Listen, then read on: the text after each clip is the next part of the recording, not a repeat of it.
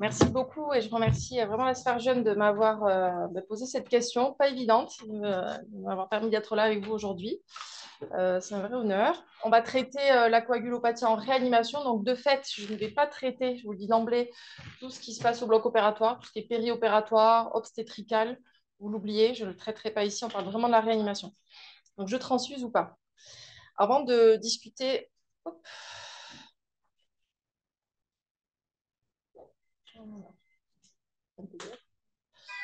Avant de rentrer dans le vif du sujet, je tenais à refaire le point avec vous pour qu'on soit tous d'accord pour savoir de quoi on parle. On parle d'hémostase, donc ça veut dire l'arrêt de l'hémorragie, qui comprend schématiquement deux phases. Une phase d'hémostase primaire, où on met en jeu particulièrement les plaquettes et l'endothélium pour former le clou plaquettaire, et la phase d'hémostase secondaire, qu'on appelle le plus souvent la coagulation, où les facteurs de coagulation, qui sont des enzymes et qui s'activent les uns les autres par protéolyse, concourent à la formation d'un clou de fibrine. Il faut voir qu'en même temps de ce mécanisme surviennent d'autres processus physiologiques qui permettent d'éviter l'extension du caillot. Il y a une phase d'anticoagulation avec protéine C, protéine S et antithrombine 3 qui préviennent la formation de caillots trop importants, trop gros durant la phase d'hémostase. Une phase de rétraction du caillot où le caillot va pouvoir se stabiliser et permettre de rapprocher les bords et les berges, notamment des cellules endothéliales lésées, et une phase de fibrinolyse qui est également physiologique, où le TPA va convertir le plasminogène en plasmide, permettant au final la résolution de la formation du caillot. Il faut bien imaginer que ces processus, ils ne se suivent pas. Hein, ils sont totalement interconnectés, interdépendants, et ils arrivent tous en même temps comme finalement un orchestre qui jouerait sa partition en même temps. Si on refait un focus sur l'hémostase secondaire, donc le but, c'est d'obtenir un caillot de fibrine pour former un clou fibrinoplaquettaire. Il y a schématiquement deux grandes voies qui permettent d'obtenir ce caillot fibrinoplaquettaire. La voie extrinsèque, on peut s'en rappeler parce que les facteurs viennent viennent pas directement du sang, c'est activé par le facteur tissulaire, et la voie intrinsèque qui va mettre en jeu des facteurs qui sont présents dans le sang. Les deux voies s'activent de façon indépendante et concourent à l'activation du facteur 10. Et le facteur 10 activé, au final, va permettre d'enclencher la cascade de la coagulation jusqu'à la formation d'un caillot de fibrine. Je m'excuse d'ores et déjà si les hémostasiens écoutent ce topo également. Je ne l'ai pas dit en préambule, mais j'ai fait pas mal de raccourcis pour des raisons scénaristiques. Donc la voie intrinsèque met en jeu, c'est la phase contact, qui met en jeu ces principaux facteurs-là, facteur 12, facteur 11, le facteur 9 et le facteur 8 activés, grâce également au calcium qui va entraîner ces réactions catalytiques. La voie extrinsèque, elle, c'est celle qui provient de l'activation grâce au facteur tissulaire, qui se lie au facteur 7A. Et on rejoint la voie commune, qui donc passe par l'activation du facteur 10, qui va entraîner une protéolyse du facteur A pour donner un facteur A activé et former ce fameux complexe prothrombinase.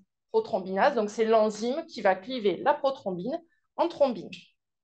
La thrombine, c'est le facteur 2, le facteur 2 activé, qui au final va d'une part activer les plaquettes, va être capable de cliver le fibrinogène en fibrine pour obtenir le clou fibrinoplaquettaire, et va également activer d'autres enzymes qui vont permettre de stabiliser le caillot, et elle va également être capable de réaliser une boucle d'auto-amplification parce qu'elle va activer d'autres cofacteurs qui sont présents en amont pour générer toujours plus de thrombine. Comment est-ce qu'on approche de façon assez simple la fonctionnalité de ces différentes voies? On peut doser le TCA ou le ratio du TCA qui consiste à faire coaguler un plasma pauvre en plaquettes qu'on va activer avec des phospholipides, un activateur de la phase contact avec du calcium. Et c'est un test qu'on dit semi-global parce qu'il va évaluer à la fois la voie intrinsèque et également la voie commune. De l'autre côté, pour la voie extrinsèque, elle est explorée par le temps de Quick en secondes. On va convertir en TP en pourcentage en France. Et ça consiste à faire coaguler, encore une fois, un plasma pauvre en plaquettes avec de la thromboplastine calcique, qui elle est un puissant activateur du facteur tissulaire. Et donc, elle va entraîner la coagulation dans le tube. Et le temps de coagulation est rendu en secondes. On peut également approcher, dans la vie de tous les jours, on ne peut pas approcher la fonctionnalité des plaquettes, mais avoir déjà un nombre, un compte plaquettaire assez rapidement, moins de 10 minutes. On peut avoir un compte plaquettaire, sachant que la norme se situe entre 150 et 400 gigas par litre. Vous pouvez obtenir également tous les jours des dosages de facteurs indépendants, fibrinogènes, facteur 5 et autres facteurs à la demande avec nos collègues hémostasiens. Et je vous rappelle également que pour approcher un peu cette hémostase, il est important de connaître le pH du patient parce que l'acidémie, notamment l'acidose, va altérer l'activation de ces facteurs enzymatiques. L'hypocalcémie aussi, vous avez bien compris que le calcium, là, il est présent à tous les stades de l'activation de la coague. Donc, si vous avez une hypocalcémie, vous allez clairement limiter les capacités protéolytiques des enzymes. La température également. Les patients en hypothermie ont un défaut de coagulation du fait finalement du ralentissement des cascades enzymatiques. On peut doser, on doit doser d'ailleurs si on a un problème hémorragique, une activité anti-10A d'un patient qui serait exposé par exemple à un AOD, anti-10 ou à une héparinothérapie. On peut doser également une concentration d'anticoagulants ou un INR pour les patients traités par AVK. Et enfin, il y a également des tests viscoélastiques que je ne vais pas détailler ici, mais qui permettent d'approcher de façon un peu plus globale cette cascade de coagulation, puisque là, vous avez vu que ces tests ils se font en plasma pauvre en plaquettes, alors qu'ici, on va avoir la composante cellulaire de la coagulation qui va intervenir et qui apporte d'autres informations. Au final, la coagulopathie, c'est quoi? Qu'est-ce qu'on s'entende bien? C'est une altération de l'hémostase physiologique, qu'elle soit primaire, secondaire, la phase de coagulation, ou alors toute la partie de régulation de l'hémostase qui permet d'éviter d'avoir une coagulation catastrophique. En conséquence, cliniquement, vos patients ils vont soit saigner, soit thromboser, soit rien du tout. Par contre, ils peuvent avoir des perturbations du bilan d'hémostase isolé. Donc la coagulopathie, c'est vraiment une définition qui est à la fois clinique et biologique. Vous devez interroger vos patients quand ça saigne, ça thrombose ou vous avez un bilan anormal. Est-ce qu'ils ont un antécédent de maladie plaquettaire et des maladies héréditaires plaquettaires qui donnent des défauts d'agrégation et donc des saignements? Est-ce qu'ils ont un déficit de facteurs de coagulation, déficit en facteur 8 par exemple, qui donne l'hémophilie A, facteur 9, l'hémophilie B, des déficits en protéine CS, des mutations de certains facteurs? Est-ce qu'ils prennent au long cours un traitement antiplaquettaire? Vous voyez, je ne dis pas anti-agrégant parce qu'en anglais, c'est anti-platelet agents. Et vous verrez, les anti-agrégants, enfin les antiplaquettaires, ils font plus que entraîner une absence d'agrégation. Ça inactive les plaquettes. Et il faut aussi demander si les patients sont exposés à des traitements anticoagulants, qu'ils soient oraux, parentéraux, etc. Donc, fouillez bien dans l'anamnèse du patient qui va présenter une coagulopathie, recherchez ces prises de traitement. La biologie va vous aider. En dessous de 150 gigas de plaquettes, on peut commencer à se dire qu'on a un risque hémorragique, même s'il reste quand même très, très léger à ce stade-là. L'allongement du temps de quick ou le ratio du temps de quick supérieur à 1,2 ou une diminution du TP à 70% laisse entrevoir des possibilités d'altération, d'atteinte de cette voie extrinsèque, de même que le ratio de TCA supérieur à 1,2 ou une hypofibrinogénémie avec un fibri inférieur à 1,5. Et je vous rappelle que les situations d'acidémie, l'hypocalcémie et l'hypothermie favorisent également le saignement. À titre d'exemple, un patient traumatisé grave qui arriverait à 34 degrés de température, les tests au laboratoire, ils sont faits à 37, ils sont réchauffés. Vous perdez à peu près 10% d'activité des facteurs de coagulation par degré perdu de température. Donc, un patient qui aura un TP à 60%, il est probablement plus proche des 30% s'il a perdu, s'il y a 34 degrés. Donc, si on est face à une coagulopathie qui saigne, donc qu'est-ce qu'on fait? Encore une fois, on se renseigne. On creuse l'anamnèse. Est-ce qu'il y a des circonstances évidentes? C'est un traumatisé, c'est une hémorragie obstétricale. OK. Mais est-ce que le patient il a un cancer? Est-ce qu'il a perdu du poids ces derniers temps? Est-ce qu'il prend des traitements antiplaquettaires, anticoagulants? Est-ce qu'il a des antécédents d'épisodes hémorragiques? Est-ce qu'à l'examen physique, je retrouve des pétéchies, du purpura, des hémorragies cliniques, intrabuccales, des hématomes? Et je demande une procédure rapide de dosage du bilan d'hémostase et la numération plaquettaire avec le laboratoire, de manière à avoir des résultats dans le quart d'heure. C'est possible. Donc, une situation que vous allez rencontrer assez fréquemment, sans que le patient ne saigne, il a un bilan anormal. Je dois mettre un cathéter veineux central, est-ce que je transfuse ou pas? Donc là, je vais vous citer que des patients que j'ai pris en charge dans le service dans lequel je travaille. Donc, c'est des cas de la vraie vie. Là, c'est un patient qui avait été opéré d'une rupture aortique. On est à peu près à J3, J4. Il faut changer le cathé. Je ne sais plus pour quelle raison. Donc, il est anémié parce qu'il avait saigné il y a quelques jours et puis il est inflammatoire. Il a 42 gigas de plaquettes. Et vous voyez que son TP est à 59%, un ratio TCA à 1,12, un fibri qui est normal, voire élevé, et un facteur 5 à 105%. Est-ce que je transfuse avant de passer, avant de lui poser son cathéter central? Donc, Plutôt non. Donc, j'ai demandé un bilan d'hémostase complémentaire parce que ce qui avait inquiété mes collègues c'était interne, c'était la thrombopénie. Elle est sévère sur la définition, elle a moins de 50 gigas.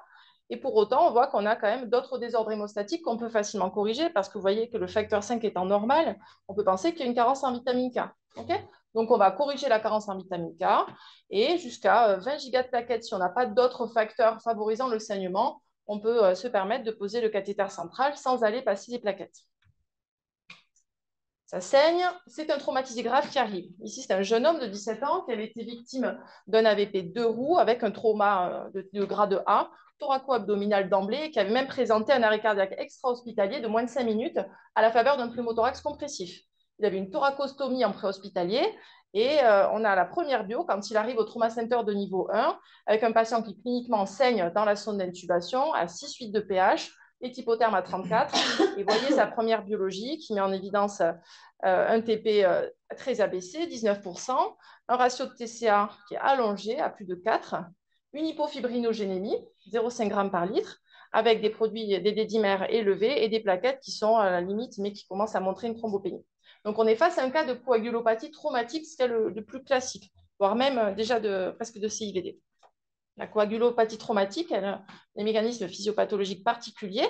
Je vous incite à lire cette revue dans laquelle Sophie Amada avait participé sur la coagulopathie induite par le traumatisme.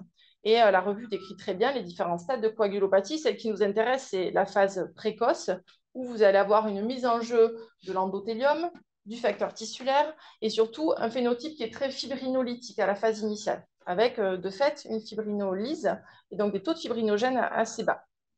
Pour tout ce qui est prise en charge du traumatisme et de l'hémorragie post-traumatique, je vous renvoie quand même aux recommandations et à vos cours. Je pense que c'est la coagulopathie que vous maîtrisez le mieux. Donc, je ne vais pas m'y appesantir non plus. Mais oui, bien sûr, vous transfusez. Et selon les recommandations, votre transfusion doit être précoce, avec des hauts ratios, plasma, culot, plaquettes. Si on peut, on passe même les plasmas avant les rouges. Souvent, on passe les globules rouges, les plasmas, les plaquettes. Passez d'abord ce qui arrête le saignement. Et puis, vous allez mettre les rouges après. Mais si vous pouvez mettre les plasmas le plus précocement possible, c'est bien. De l'acide tranexamique pour lutter contre ce phénomène d'hyperfibrinolyse, tout en pensant à réchauffer vos patients, à corriger une acidose respiratoire, par exemple, et à apporter du calcium. Donc ça, c'est plutôt la partie facile que vous maîtrisez bien. On va corser un peu les choses. Un patient qui est sous ECMO, véno-veineuse, dans les suites d'une chirurgie thoracique majeure, puisque c'est une chirurgie de transplantation bipulmonaire pour un cas de mucoviscidose. Le patient est à J2, on n'est pas loin de retirer l'ECMO, mais on pense qu'il y a encore 24 heures d'ECMO véno-veineuse. Donc, il est sous héparinothérapie, enfin, il ne l'était pas, et on décide, parce que la chirurgie avait été un peu hémorragique, on est à 48 heures, on décide d'initier quand même l'anticoagulation pour la machine, pour le circuit de l'ECMO, avec pour objectif un niveau d'anti-DISA, d'activité anti-DISA 0,2-0,4. On a un protocole de prescription des parinothérapie dans le service, donc il va être suivi et malheureusement, dès le deuxième dosage d'anti-DISA, on est surdosé, vous voyez, à 0,93 d'activité anti-DISA. Ce n'est pas un petit surdosage, hein, c'est quand même assez significatif.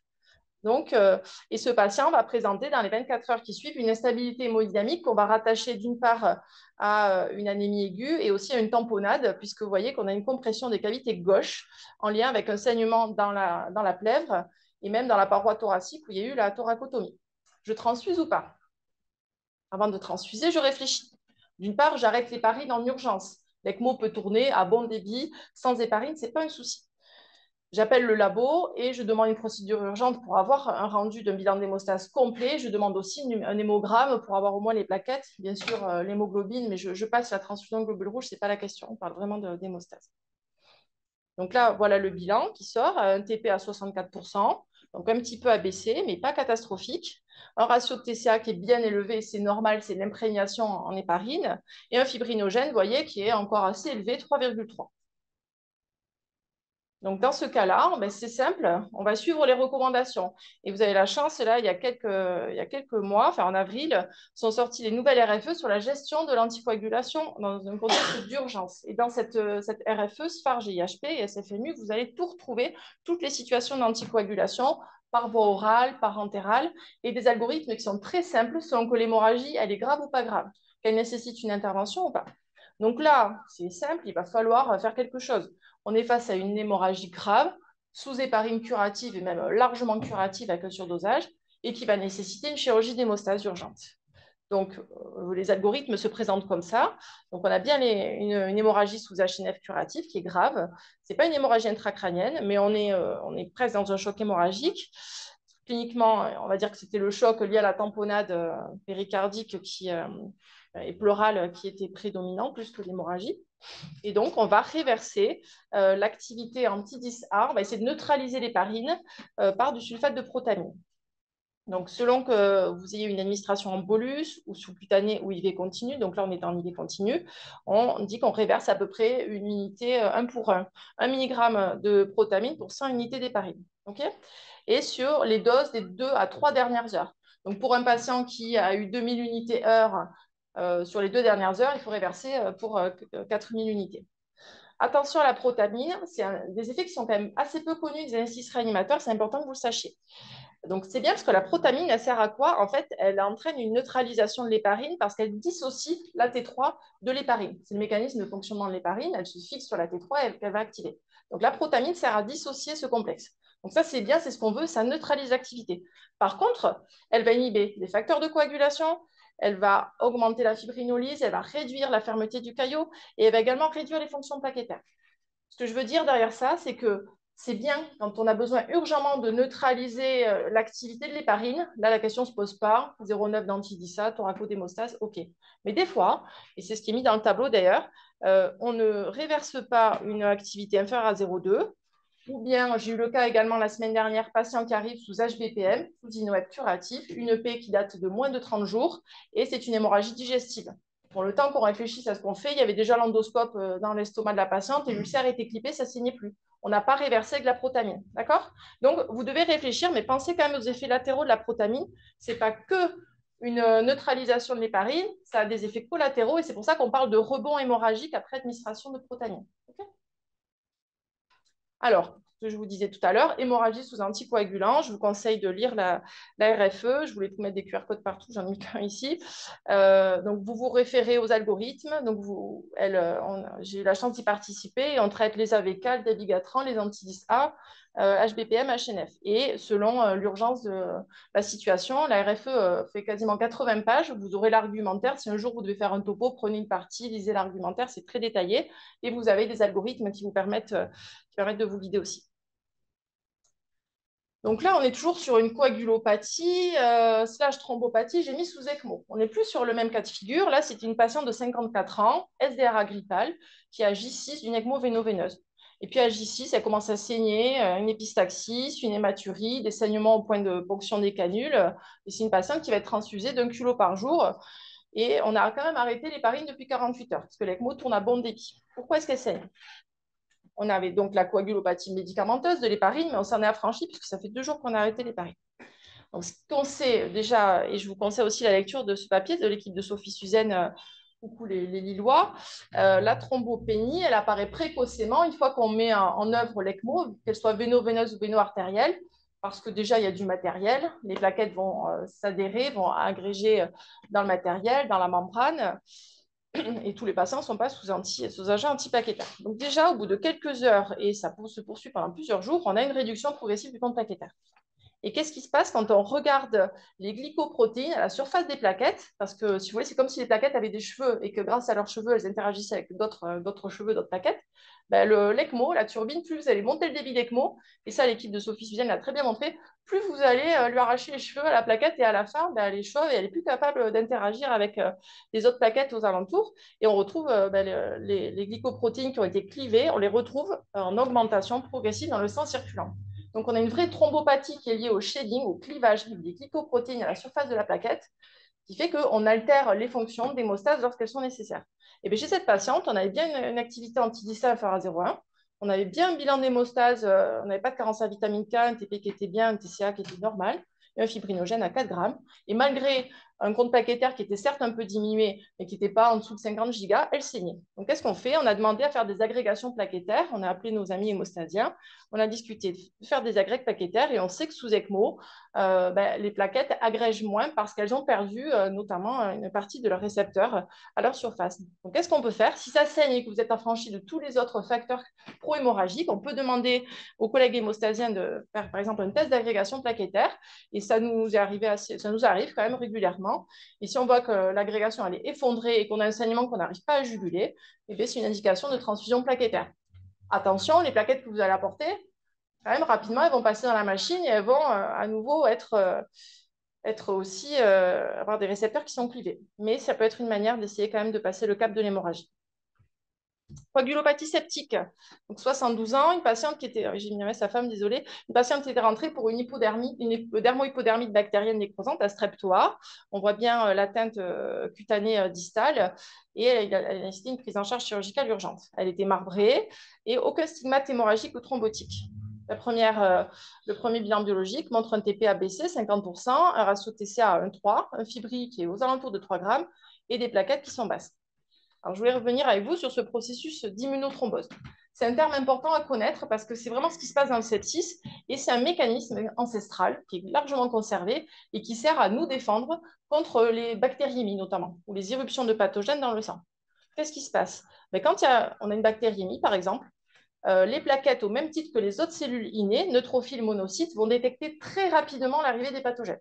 J'ai même envie de dire que les plaquettes, ce sont les premières avec les cellules endothéliales qui détectent les pathogènes. Pourquoi? On a 10 gigas par litre ou 6 gigas par litre de neutraux, on a 300 gigas par litre de plaquettes. C'est des sentinelles, elles sont constamment en rotation dans notre circulation sanguine et elles vont détecter les pathogènes. Elles vont être capables d'activer les monocytes, les PNN, et il va se passer un phénomène qu'on appelle la nétose, c'est-à-dire l'activation et l'éventration littérale des neutrophiles qui vont libérer leur filet de net de chromatine et d'histone qui servent littéralement de piège à bactéries. Ça veut dire que dans la microcirculation, si on a une bactériémie à streptoa, par exemple, qu'est-ce qui va se passer? Les cellules endothéliales, qui sont le siège de l'infection, on va dire la jambe, vont être archi-inflammées, vont avoir un phénotype procoagulant, vont lier les plaquettes, activer les leucocytes.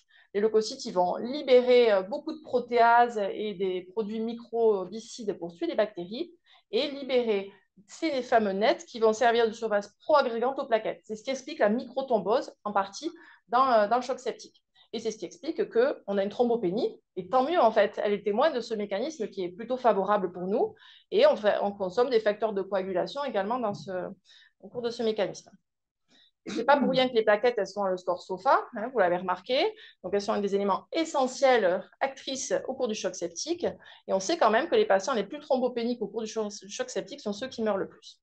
Elles ont de nombreux rôles. Elles ont des actions bactéricides. Elles activent les cellules endothéliales, elles recrutent les neutrophiles, elles leur permettent de faire la diapédèse dans les tissus. Par contre, quand ça s'emballe, ça va moins bien. On peut aller, comme pour la coagulopathie traumatique, jusqu'à un extrême qui est la CIVD. Là, on avait une patiente de 44 ans, antécédent splénectomie, qui fait une pneumococcymie avec un purpura extensif des 4 membres, qu'il a fallu amputer des 4 membres, malheureusement, qui est sortie vivante et qui va très bien. Et son bilan biologique initial, vous voyez, on a passé le stade de la coagulopathie septique initiale, liée à l'immunothrombose. On a basculé dans la CIVD. Pourquoi? Parce qu'on a une fibrinolyse importante, vous voyez, un fibrinogène qui est largement consommé, une thrombopénie profonde et encore une fois, un allongement du temps de quick ou du TCA. La CIVD, vous pouvez l'approcher avec le score ISTH, par exemple. Je cite celui-ci, on pourrait en citer d'autres. Il y a des scores japonais aussi qui peuvent être intéressants. Et à partir de 5, on peut se poser la question d'une CIVD. La CIVD, je vous conseille aussi la lecture de ce papier paru dans Blood il y a 2 ans. Elle peut être en réponse à une infection, donc sepsis bactérien typique, à un traumatisme, mais également à des pathologies onco-hématologiques qui peuvent activer l'inflammation de façon systémique et les cellules endothéliales. Les CIVD ont, de façon macroscopique, soit un phénotype plutôt prothrombotique, soit un phénotype fibrinolytique. D'accord? Et en fonction, le traitement, la prise en charge ne va pas être tout à fait la même. Alors, toujours dans ce papier, comment je traite une CIVD. Ça reprend pas mal de situations d'oncologie, obstétricale, le coup de chaleur aussi, responsable de CIVD marqué. à partir d'un score ISTH supérieur à 5, on peut se poser la question. Et c'est très simple. Un patient qui fait une CVD qui saigne, bah, de toute façon, il va falloir arrêter le saignement. Donc, vous allez être obligé de traiter le facteur qui a été le plus consommé. Si les plaquettes, elles sont au tapis, elles sont à 15 gigas, alors que c'est quand même en train de thromboser quelque part, vous risquez d'amener quand même du fuel à l'incendie. Il faut quand même amener des plaquettes pour essayer de restaurer l'hémostase plaquettaire. Si on a, alors ils se sont trompés, ils ont mis PT supérieur à 3 secondes, mais c'est le ratio supérieur à 3, il va falloir apporter des facteurs de coagulation. Voilà, mais uniquement en cas de saignement. D'accord? N'allez pas transfuser des chiffres, n'allez pas passer des plaquettes à un patient qui a un TP à 30% et qui ne saigne pas. Imaginez, ils sont bien en phase prothrombotique, on risque juste d'alimenter l'incendie, il faut attendre que ça passe. Donc si un patient n'a pas de saignement majeur ou de thrombose majeure, ben, il va falloir initier une thromboprophylaxie assez précocement. Et vous verrez dans le papier, il redétaille aussi les essais thérapeutiques qui ont essayé de tester d'autres molécules, l'antithrombine, la protéine C activée pour ne citer que, et qui pour l'instant ont échoué dans la démonstration d'une amélioration de la survie des patients. Voilà, ça c'est ce que je vous ai dit. Donc on transfuse ou pas, que si ça saigne et de façon significative. Sinon, surtout, on regarde et on attend et on ne fait rien, voire même on démarre une héparinothérapie par HBPM si on peut, si le rein le permet, pour essayer de limiter l'extension des thromboses.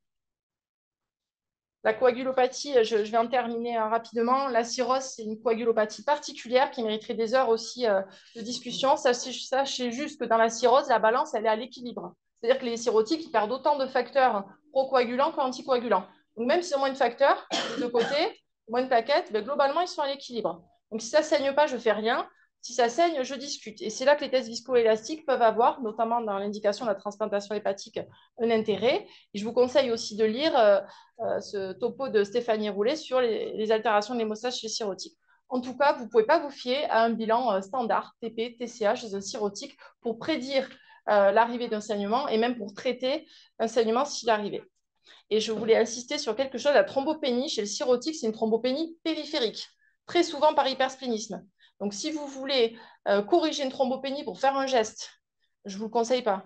Mais si vous voulez, là, à 35 gigas, il n'y a pas lieu de passer des plaquettes pour poser une voie centrale. Mais si, mettons, on était à 15 gigas, ce qui arrive quand même assez rarement chez le cirrhotique, sachez que lorsque vous allez transfuser vos plaquettes, mais dans les minutes qui suivent, autant on a une diminution du nombre plaquettaire dans le sang, autant le nombre de plaquettes qui arrivent dans la rate augmente de façon proportionnelle. D'accord? Donc, en fait, la transfusion plaquettaire, quand on a un mécanisme de destruction périphérique, elle est quand même, l'indication est assez limitée.